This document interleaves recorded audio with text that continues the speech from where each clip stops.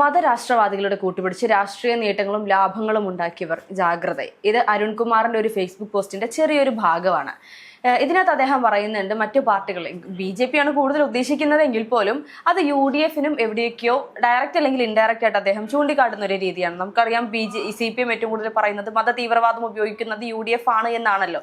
പക്ഷെ യഥാർത്ഥത്തിൽ CPM-ന്റെ കയ്യിൽ നിന്നും ഈ ഒരു അധികാരം തട്ടിത്തെറിച്ചു പോകാനുള്ള അല്ലെങ്കിൽ ഈ പറയുന്നൊരു തോൽവി ഏറ്റുവാങ്ങേണ്ടി വന്നത് ഇതേ മതരാഷ്ട്രവാദം CPM കൂട്ടുപിടിച്ചത് കൊണ്ടല്ലേ? CPM-നെ സംബന്ധിച്ച് ഈ ഒരു തോൽവി ഇപ്പോഴും അംഗീകരിക്കാൻ CPM തയ്യാറായിട്ടില്ല എന്നതാണ് യാഥാർത്ഥ്യം. CPM ഇപ്പോഴും പറയുന്നത് ഞങ്ങൾ ഇതിനെ ആഴത്തിൽ പഠിക്കുമെന്ന് തന്നെയാണ് CPM പറയുന്നത്. CPM-ന്റെ കഴിഞ്ഞ കാലങ്ങളെല്ലാം നമ്മൾ എടുത്തു നോക്കിക്കഴിഞ്ഞാൽ അത്തരത്തിൽ തന്നെയാണ് CPM കേരളത്തിൽ പ്രവർത്തിക്കുന്നത്. ഇപ്പം ഇന്ത്യയിൽ എങ്ങും പ്രവർത്തിക്കുന്ന രീതിയിൽ അല്ലെങ്കിൽ ആ ശൈലിയിലല്ല കേരളത്തിൽ CPM പ്രവർത്തിക്കുന്നത്. CPM കേരളത്തിൽ കുറച്ചുകൂടെ വിജിലൻ്റ് ആയിട്ടാണ് എപ്പോഴും പ്രവർത്തിക്കുന്നത്. അത് മാത്രമല്ല, സംഘടനാപരമായിട്ട് അടിച്ചു നിൽക്കാനും പിടിച്ചു നിൽക്കാനും ശേഷിയുള്ള ഒരു പാർട്ടി തന്നെയാണ് CPM എന്ന് പറയുന്നത്. അല്ല, ഈ പറയുന്നത് പോലെ കേരളത്തിൽ അത്രയും വിജിലന്റ് ആയിട്ടാണ് നിൽക്കുന്നത് എന്ന് പറയുമ്പോൾ പോലും ഈ ഒരു തദ്ദേശ തെരഞ്ഞെടുപ്പിൽ അവർ ഓവർ കോൺഫിഡന്റ് ആയിരുന്നു എന്ന് തോന്നുന്നു. കാരണം ഈ ഒരു ഇന്റലിജൻസ് ഒന്നും അതിനകത്ത് നമുക്ക് കാണാൻ സാധിച്ചില്ല, പ്രത്യേകിച്ച് പ്രവർത്തനങ്ങളൊന്നും. ഓവർ കോൺഫിഡൻസിനല്ല. അപ്പം കഴിഞ്ഞ കാലങ്ങളെല്ലാം നോക്കിക്കഴിഞ്ഞാൽ CPM പുറത്തു പറയത്തില്ലെങ്കിലും കൃത്യമായിട്ട് മതന്യൂനപക്ഷങ്ങൾ അല്ലെങ്കിൽ മതേതരത്വം, ഇപ്പോൾ മുസ്ലിം ഭൂരിപക്ഷമുള്ള മേഖലയാണെങ്കിലും ഒരു മുസ്ലിം സ്ഥാനാർത്ഥിയെ, ക്രിസ്ത്യൻ മെജോറിറ്റി ഉള്ള ഒരു മേഖലയാണെങ്കിൽ ഒരു ക്രിസ്ത്യൻ സ്ഥാനാർത്ഥിയെ, അത്തരത്തിൽ ഏതാണോ ഭൂരിപക്ഷമുള്ളത് ആ ഒരു കാൻഡിഡേറ്റിനെ ഇടാൻ എപ്പോഴും CPM ശ്രമിച്ചിട്ടുണ്ട്. അതെ. ഇപ്പോൾ രാഷ്ട്രീയത്തെ സംബന്ധിച്ച് നമ്മൾ നോക്കിക്കഴിഞ്ഞാൽ ഒരു വിഭാഗത്തിന് എപ്പോഴും ഒരു മുൻഗണന കാണും. എപ്പോഴും നമ്മൾ നോക്കിക്കഴിഞ്ഞാൽ ജാതീയപരമായിട്ടാണെങ്കിലും മതപരമായിട്ടാണെങ്കിലും ഭരണപരമായിട്ടാണെങ്കിലും എപ്പോഴും ഒരു വിഭാഗം ആളുകൾക്ക് ഒരു മെജോറിറ്റി ഉണ്ടാകും. അപ്പോൾ ആ മെജോറിറ്റി സ്ഥാനാർത്ഥികളായിരിക്കും എല്ലാ പാർട്ടികളും മത്സരിപ്പിക്കാൻ തയ്യാറാക്കുന്നത്. കാരണം ഇപ്പോൾ ഒരു സഭയുടെ കാൻഡിഡേറ്റ് ആണെങ്കിൽ ആ സഭയിൽ നിന്നും ഒരു അനുഗ്രഹം ഇവർക്കുണ്ടാകും. ഇപ്പോൾ പള്ളികളിലാണെങ്കിൽ പള്ളിയിൽ നിന്ന് വിളിച്ചു പറയും, നമ്മുടെ സഭയിലുള്ള ഒരാളാണ് മത്സരിക്കുന്നത്, അയാൾക്ക് വേണ്ടി പ്രാർത്ഥിക്കാൻ വേണ്ടിയിട്ട് വിളിച്ചു പറയും. അപ്പം അതേപോലെ തന്നെ ഒരുപാട് ഇപ്പോൾ മുസ്ലിങ്ങളാണെങ്കിലും ഹിന്ദുക്കളാണെങ്കിലും ഇപ്പം ആളുകളുടെ ഇടയിലേക്ക് ഈ ഒരു സ്പർദ്ധ, നിങ്ങളുടെ കൂട്ടത്തിലുള്ള ഒരാളാണ് മത്സരിക്കുന്നത്, വോട്ട് കൊടുക്കണേ എന്ന് പറയുന്ന ഒരു രീതി കഴിഞ്ഞ കാലങ്ങളിലെല്ലാം ഉണ്ട്. പക്ഷേ CPM-നെ സംബന്ധിച്ച് ഈ മൂന്നാമത്തെ പിണറായി വിജയൻ സർക്കാർ അധികാരത്തിലെത്താൻ വേണ്ടിയിട്ടുള്ള കൃത്യമായിട്ടുള്ള പണികൾ നടത്തിയെന്ന് പറഞ്ഞു കഴിഞ്ഞാൽ കോൺഗ്രസിനെ സംബന്ധിച്ച് കോൺഗ്രസിന് വോട്ട് കിട്ടാനുള്ള സാധ്യതകൾ എന്ന് പറയുന്നത് ന്യൂനപക്ഷ മേഖലയിൽ നിന്നാണ്. മേജറായിട്ട് കിട്ടുന്നത് മുസ്ലിം ബെൽറ്റിൽ നിന്നുള്ള വോട്ടുകളായിരുന്നു. കഴിഞ്ഞ കാലങ്ങളിൽ നമ്മൾ നോക്കിക്കഴിഞ്ഞാൽ BJP അധികാരത്തിലേക്ക് വന്നു കഴിഞ്ഞാൽ ഇവിടെ സംഭവിക്കാൻ പോകുന്നൊരു വിഷയം, അതുകൊണ്ട് മുസ്ലിങ്ങൾ ഏകീകൃതമായിട്ട് കോൺഗ്രസിന് വോട്ട് ചെയ്യണം അല്ലെങ്കിൽ ഇടതുപക്ഷത്തിന് വോട്ട് ചെയ്യണമെന്നൊരു ക്യാമ്പയിൻ ഇടതുപക്ഷവും കോൺഗ്രസും കൊടുക്കുന്നത് കൊണ്ട് തന്നെ കൂടുതലും വോട്ടുകൾ ചെന്ന് ചേരുന്നത് കോൺഗ്രസിലേക്കാണ്. അപ്പോൾ അങ്ങനെ ഒരു സാഹചര്യത്തിലാണ് കോൺഗ്രസിന് കൂടുതൽ ന്യൂനപക്ഷ വോട്ടുകൾ കിട്ടിക്കൊണ്ടിരുന്നത്. പിന്നീട് കോൺഗ്രസിനെ സംബന്ധിച്ച് മധ്യ കേരളത്തിൽ കോൺഗ്രസിന് ഒരു ക്രിസ്ത്യൻ ബെൽറ്റ് ഉണ്ടായിരുന്നു.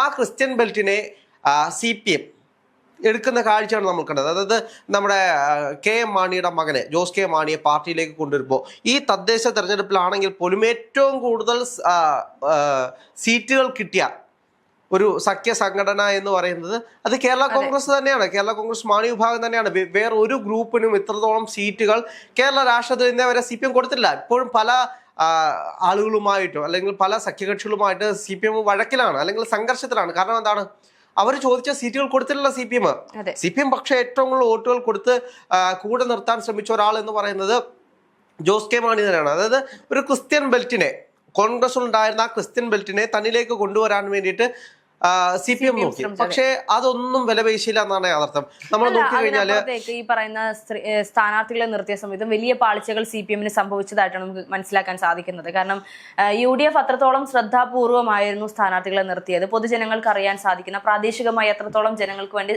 സംസാരിക്കുന്ന ഓരോ നേതാക്കന്മാരെ അല്ലെങ്കിൽ ഓരോ പ്രവർത്തകരെ സ്ഥാനാർത്ഥിയായിട്ട് നിർത്തിയപ്പോൾ CPM-നെ സംബന്ധിച്ച് അത്രത്തോളം സൂക്ഷ്മമായി നോക്കിക്കൊണ്ടാണ് സ്ഥാനാർത്ഥികളെ നിർത്തിയത് എന്നുള്ളത് നമുക്ക് പറയാൻ സാധിക്കില്ല. ആര് നിർത്തിയാലും ഞങ്ങൾ ജയിക്കും എന്നുള്ളൊരു വിശ്വാസം അവർക്ക് ഉണ്ടായിരുന്നു എന്ന് തോന്നുന്നു. അതുകൊണ്ടൊന്നുമല്ല, ഞാനിപ്പം പറഞ്ഞതുപോലെ തന്നെ CPM-നെ സംബന്ധിച്ച് CPM-ന്റെ ഉള്ളിലിരിപ്പ് പുറത്ത് പറഞ്ഞു കഴിഞ്ഞാൽ CPM-ന് അടി കിട്ടും. അതാണ് CPM-ന്റെ യഥാർത്ഥ ചരിത്രം നമ്മൾ നോക്കിക്കഴിഞ്ഞാൽ നമുക്ക് മനസ്സിലാക്കാൻ പറ്റുന്നത്. അപ്പം CPM-നെ സംബന്ധിച്ച് വെള്ളാപ്പള്ളി നടേശനെ കൂട്ടുപിടിച്ച് ഇത്രയും വലിയ വർഗീയ സംഭാഷണങ്ങൾ നടത്തി എന്നിട്ട് എന്തെങ്കിലും ഒരു വാക്ക് CPM-ന്റെ ഏതെങ്കിലും നേതാക്കന്മാർ വേണ്ടിയോ? CPM-നെ സംബന്ധിച്ച് ഇവരെ എല്ലാം കൂടെ നിർത്തണം, ഇവരുടെ ഭാഗത്തു നിന്നുള്ള ആളുകളെ എല്ലാം മത്സരിപ്പിക്കണം. പക്ഷെ ഇവരുടെ കൂടെയാണ് എന്ന് CPM CPM ഇവരുടെ കൂടെയാണ് എന്ന് ജനങ്ങൾ തിരിച്ചറിഞ്ഞാൽ ഇവരെ അടിക്കും. കാരണം എന്താണ്? കമ്മ്യൂണിസ്റ്റ് പാർട്ടിയുടെ ഏറ്റവും വലിയ അജണ്ട എന്ന് പറയുന്നത് മതേതരത്വ കേരളമാണ്.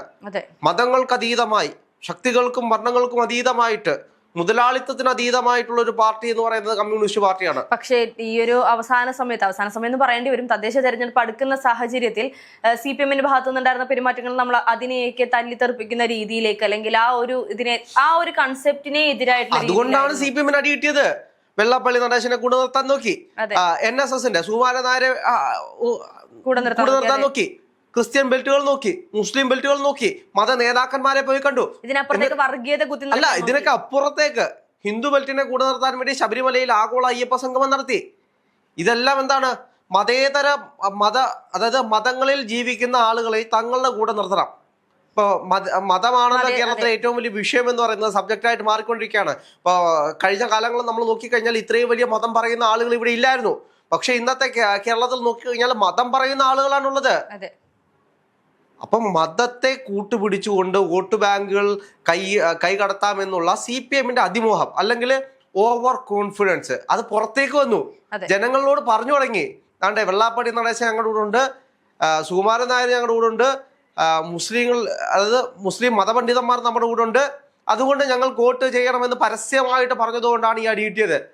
അല്ലാതെ ഇവരുടെ കൂടെ എല്ലാം നിന്നുകൊണ്ട് പതിയെ മുന്നോട്ട് പോയിരുന്നെങ്കിൽ CPM-നെ സംബന്ധിച്ച് CPM ഒരു മുഖമായി മാറിയതേ അല്ല. കുറച്ച് നാളുകൾക്ക് മുൻപ് പിണറായി വിജയൻ പറഞ്ഞ ഒരു പ്രസ്താവന ഉണ്ടായിരുന്നു, അധികാരത്തിന് വേണ്ടി അല്ലെങ്കിൽ തോൽവി ഏറ്റുവാങ്ങുമെന്നുള്ള ഭയത്തോടു കൂടി വിരളികൊണ്ട് നടക്കുകയാണ് VD സതീശൻ എന്നുള്ള രീതിയിൽ.